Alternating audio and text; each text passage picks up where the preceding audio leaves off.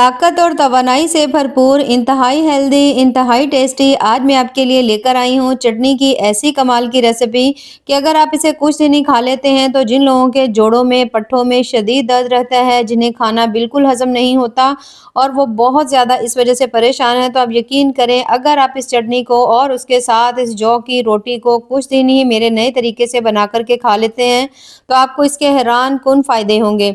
तो चलें जी अपनी ज़बरदस्त इस रेसिपी को बनाना शुरू करते हैं। बिस्मिल्लाहिर्रहमानिर्रहीम। अस्सलाम वालेकुम। उम्मीद है आप सब ठीक होंगे।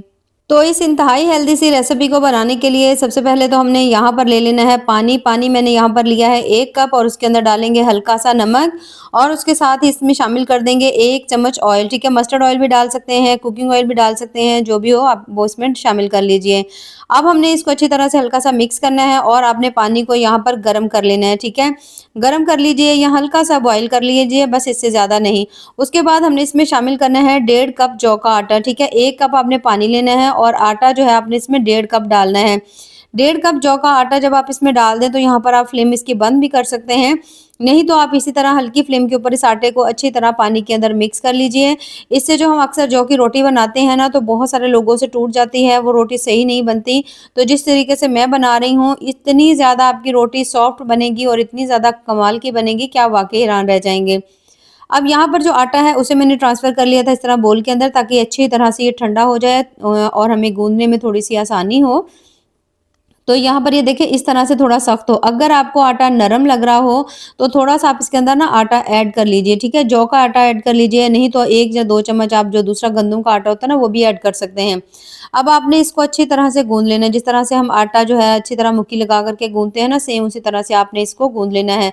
जौ की रोटी के इतना ज़्यादा हेल्थ बेनिफिट है, ख़ासकर जिन लोगों को शुगर का मसला है, जिन लोगों को बीपी का मसला है, जिन्हें बहुत सारे हेल्थ के इश्यूज़ हैं, ख़ासकर जिन्हें खाना वगैरह हज़म नहीं होता, तो अगर आप जौ की रोटी को खाना शुरू कर देते हैं, तो आप यकीन करें कुछ ही दिनों में आप अपनी सेहत में नुमायाँ फ़र्क महसूस करेंगे।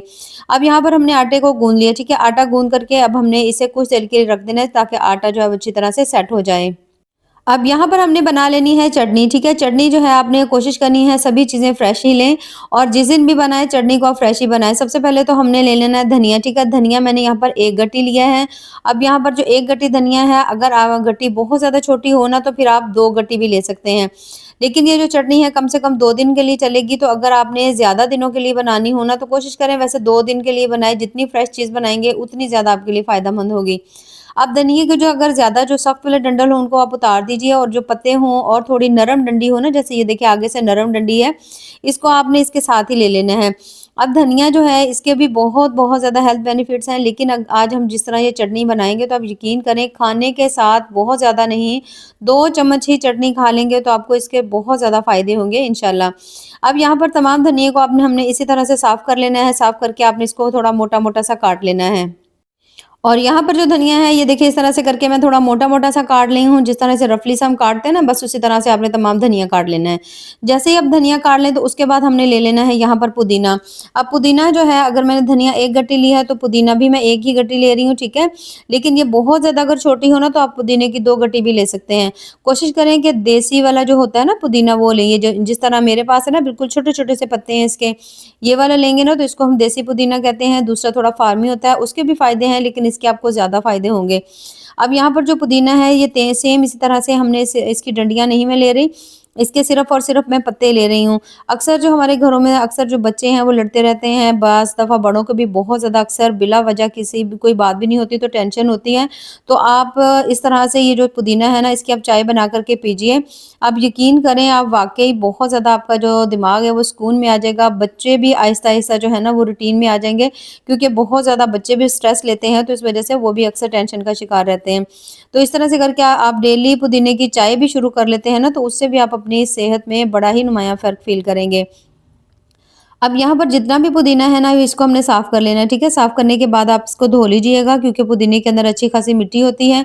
काटने की इसको ज़रूरत नहीं है क्योंकि उसके पत्ते वैसे ही बहुत ज़्यादा छोटे-छोटे से हैं।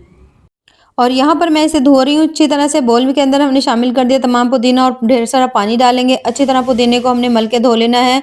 सेम इसी तरह से आप कोशिश करें कि धनिये को भी धो लें। दोनों चीज़ों को धोएँगे तो अच्छी तरह से मिट्टी डस्ट इसके अंदर से निकल जाएगी और बिल्कुल दोनों साफ़ हो जाएँगे।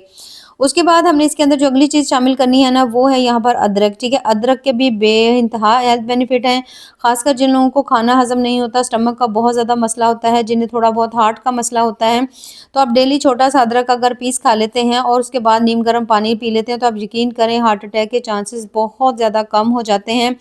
लेकिन वैसे भी अगर आप डेली अदरक की चाय पीते हैं, तो आपका मैदा बहुत ज़्यादा स्ट्रॉन्ग हो जाता है। उसके साथ ही हम इसमें डाल देंगे लहसुन। लहसुन भी आपको पता है इसके भी इंतहा से ज़्यादा हेल्थ बेनिफिट्स हैं। तकरीबन 5 से 6 अदद जो लहसुन के जवे हैं ना, वो भी मैं इसके अंदर शामिल करूँगी।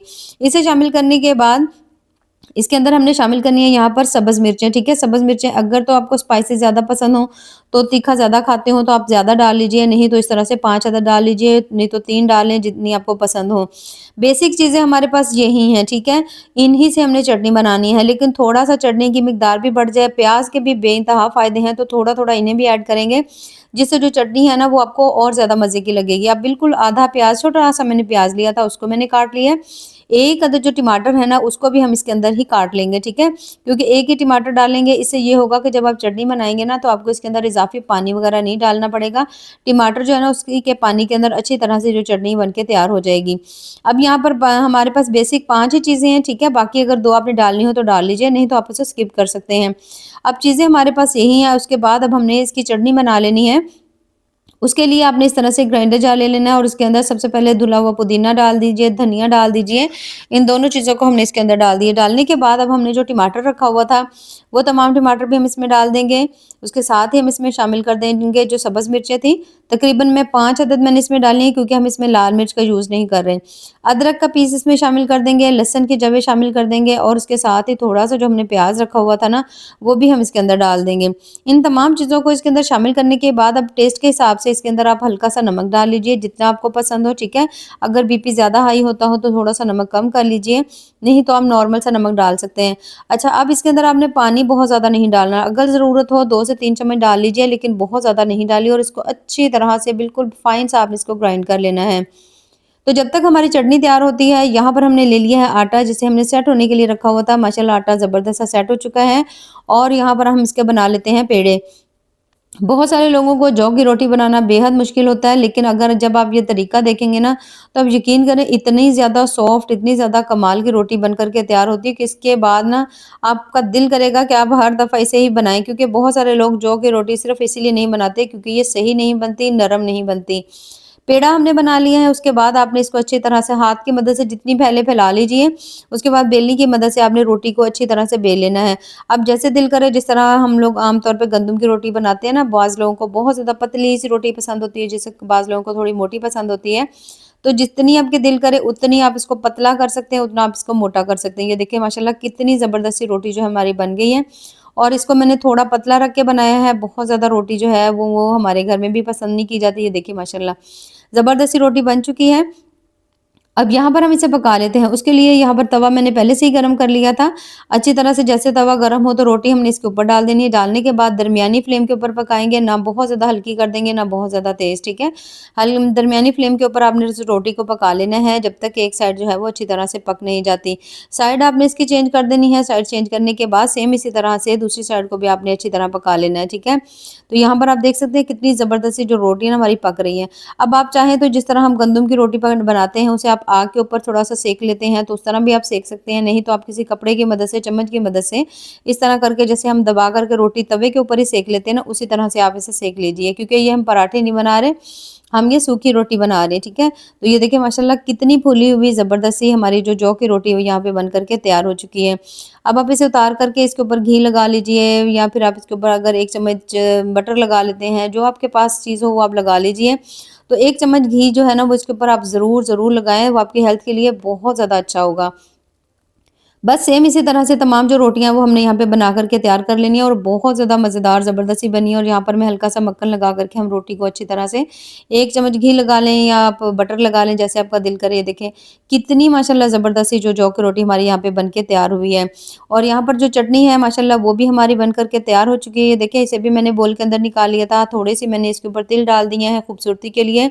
तो बहुत ज़्यादा टेस्टी मज़ेदार सी हमारी आज की जो रेसिपी यहाँ पर बन कर के तैयार हो चुकी है। तो इसे आप डेली खा सकते हैं, ख़ासकर ये जो चटनी है ना, आप इसे बनाइए और बना करके डेली आप जो भी सालन लेते हैं ना, उसके साथ आप इसको तकरीबन 2 चम्मच आप इसे खा लीजिए। यानी बाइट के साथ लगा कर के आप 2 से 3 बाइट जो है ना, सिर्फ़ ये चटनी लगा कर के या चटनी और सालन दोनों को मिला कर के आप खा लीजिए। तो आप यकीन करें, आपको इतने ज़्यादा इसके हैरानकुन फ़ायदे होंगे कि जब आप इसे बनाएँगे और खाएँगे, तो आप वाक़ई ही अपनी हेल्थ में एक वाज़िया फ़र्क फ़ील करेंगे। ख़ासकर जिन लोगों को खाना हज़म नहीं होता, उनका खाना मिनटों में हज़म हो जाएगा, जिनके जोड़ों में, पट्ठों में बहुत ज़्यादा दर्द रहता है, उनकी ये दर्द जो है वो काफ़ी हद तक ख़त्म हो जाएगी, तो आपने इसको ज़रूर ट्राई करना है। अब जिन लोगों को जौ की रोटी जो थी वो थोड़ी पकाना मुश्किल थी, इस तरह से बहुत ज़्यादा ईज़ी हो जाएगी, तो आप भी ज़रूर बनाइएगा और बना कर के हमें कमेंट्स में ज़रूर बताइएगा कि आपको हमारी आज की जो रेसिपी है वो कैसी लगी। तो ऐसे ही मज़ेदार, ज़बरदस्त और टेस्टफुल सी रेसिपीज़ के लिए चैनल का विज़िट ज़रूर करें। बाकी दुआओं में याद रखिए। अल्लाह हाफ़िज़।